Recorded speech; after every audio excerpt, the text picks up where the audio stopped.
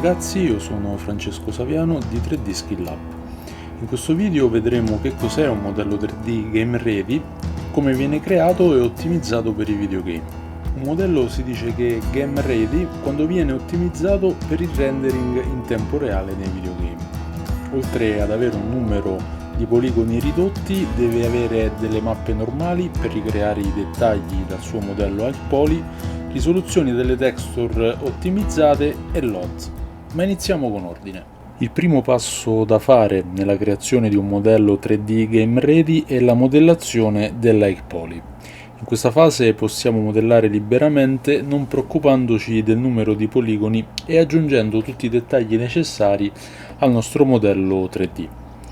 Infatti un modello High Poly avrà tutti i dettagli necessari richiesti da quell'oggetto, una buona qualità della superficie e in molti casi un alto numero di poligoni. Come ad esempio in questo caso potete vedere, questo barile è un modello High Poly che ha più di 400.000 triangoli. Ci sono poi diverse tecniche di modellazione 3D che si possono usare per creare un modello High Poly. C'è lo sculpting 3D che è adatto soprattutto per la creazione di personaggi e oggetti organici. Poi c'è la classica modellazione attraverso la manipolazione dei vertici e delle facce, c'è la modellazione procedurale, quella fatta invece con le scansioni 3D e abbiamo anche la possibilità di combinare, quindi utilizzare insieme alcuni di questi metodi. Il secondo passo da compiere invece è la creazione del modello low poly. Il modello low poly è una copia dell'High Poly ma con un numero di poligoni molto inferiore e con meno dettagli.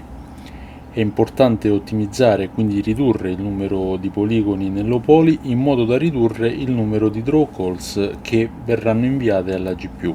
Questo significa che in questo modo si avranno ottime prestazioni in fase di rendering in tempo reale. In questo modello low poly del barile è stato ridotto il numero di poligoni e sono stati ridotti anche i dettagli, come ad esempio vedete queste bombature presenti nell'High Poly e questo taglio di giuntura non è presente nel modello low poly. Ed è passato da circa 400.000 triangoli nel modello High Poly a circa 1500 triangoli nel modello low poly. Può tornare utile sapere, quando stiamo ottimizzando i nostri modelli 3D, per il gioco che una singola draw call può renderizzare fino a 65.000 vertici per frame e i desktop moderni possono approssimativamente gestire dalle 500 alle 5.000 draw calls per frame, mentre i dispositivi mobili di ultima generazione dalle 120 alle 160 draw calls. Esistono principalmente tre modi per ridurre il numero di poligoni e creare quindi un modello low poly. Attraverso il retopology, tecnica utilizzata soprattutto per i character, visto che è assolutamente necessaria una topologia pulita in modo da essere successivamente animati. Poi invece l'altra tecnica è quella di eliminare i modificatori. Ad esempio possiamo eliminare il modificatore Subdivision Surface e portare al minimo il numero di suddivisioni e quindi poi pulire ulteriormente la mesh manualmente. O attraverso il modificatore Decimate, è utilizzabile per oggetti statici che non richiedono una topologia pulita o animazioni e deformazioni di alcun tipo. Pensiamo ad esempio ad una roccia. Poi abbiamo la creazione della mappa UV attraverso l'unwrapping.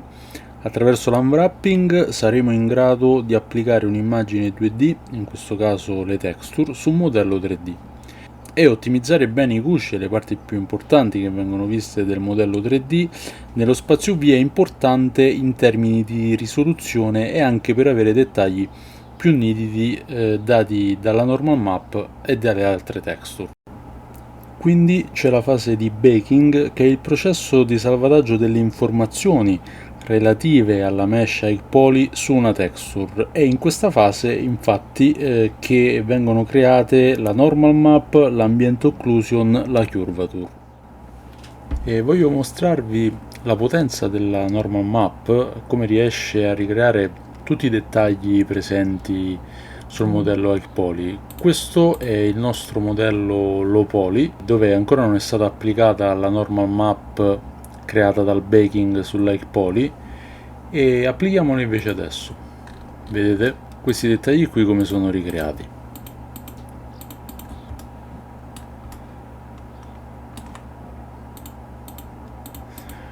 Un'altra cosa che possiamo anche notare è quello che dicevo in precedenza: è importante avere una superficie pulita sull'High Poly, quindi non avere alcun tipo di artefatto sull'High Poly, e mentre possiamo preoccuparcene di meno quando andiamo a creare il modello Low Poly, perché poi vedete questi artefatti andranno via grazie alla normal map, se appunto il modello High Poly ha una buona superficie. Ed essendo questo un modello statico che non ha bisogno di particolari deformazioni o animazioni, posso anche preoccuparmi di meno di avere una topologia corretta e pulita, e infatti ho utilizzato anche Ngon, preoccupandomi però poi di triangolare la mesh. Dopo il baking possiamo occuparci del texturing. Io utilizzo Substance Painter, è un programma fantastico di texturing 3D, grazie al quale è possibile texturizzare i nostri modelli 3D Game Ready molto facilmente attraverso il workflow PBR. E c'è la possibilità anche di esportare le texture per tutta una serie di configurazioni preimpostate, tra cui anche Unity e Unreal. Poi è opportuno creare i LODs.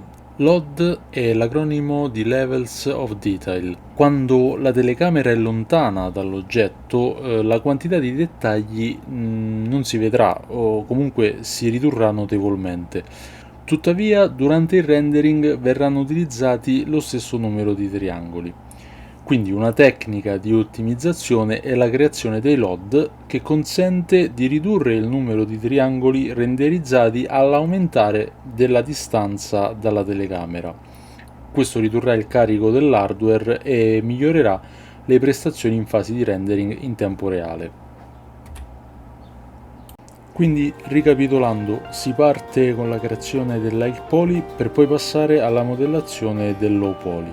Bisogna poi creare la mappa UV attraverso l'unwrapping, poi c'è la fase di baking, di texturing e di creazione dei LODs. In questo video abbiamo visto cos'è un modello 3D Game Ready e come è possibile crearlo.